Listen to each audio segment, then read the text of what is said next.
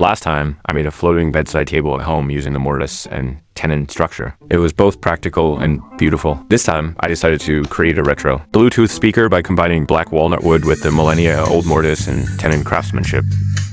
First, I start with making the female Mortise. Clamp a ruler to the edge of the board with a wooden plank and draw the Tenon tip lines. Then, fix the board on the ancestral mini workbench and, with the help of a fence, draw the Tenon lines to distinguish the positions of the male and female mortises. Next, use a dovetail saw to cut along the lines. After that, I used a dovetail saw to cut along these lines in combination with the Tenon tip lines. Next, I removed the half tenons of the male mortises from both sides. For the more difficult part in the middle, I used a jigsaw to cut off large chunks. If the method was right, the efficiency would double. For the remaining part, I used a chisel to chip away bit by bit. I chiseled off half first, then flipped the board and chiseled the other half. This way was not only labor saving, but also less likely to cause chipping. If I was worried about the hammering not being straight, I leaned a wooden board against it to ensure vertical cuts. Finally, I trimmed the edges and corners, completing the female mortise part. For the male tenons of the side panels, I aligned the female mortises with them, drew lines along the edges, marked the parts to remove for the female mortises, and the rest was the male tenons. This required high precision. I left a bit more wood to avoid it being too loose or too tight. For the remaining steps, I repeated the previous actions. After finishing, I placed a wooden board to test the tightness. Hitting it with a hammer left no marks, and the fit was perfect.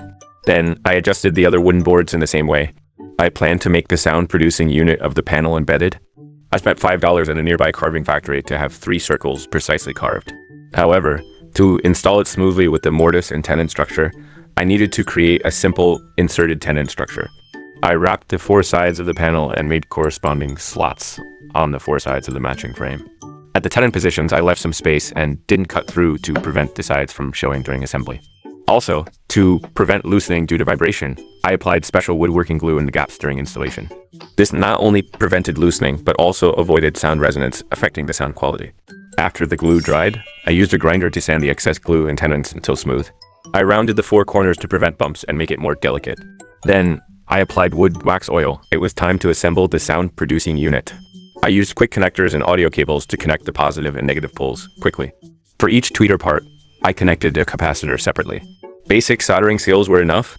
Then, I used pointer tape to stick the audio cables together to prevent resonance with the wood. I placed the mid-base in the middle and the tweeters on both sides, with the sizes fitting well. I reinforced them with hexagon screws, which made it sturdy and gave it a rustic and retro look. I cut some sound-absorbing cotton and stuffed it in to improve the sound quality. For the power amplifier and Bluetooth module, I made a separate embeddable backplate. Using a hole saw and a track saw, I created a rounded corner, installed the power cord, and mounted it from the back, making it more delicate and hiding the screws.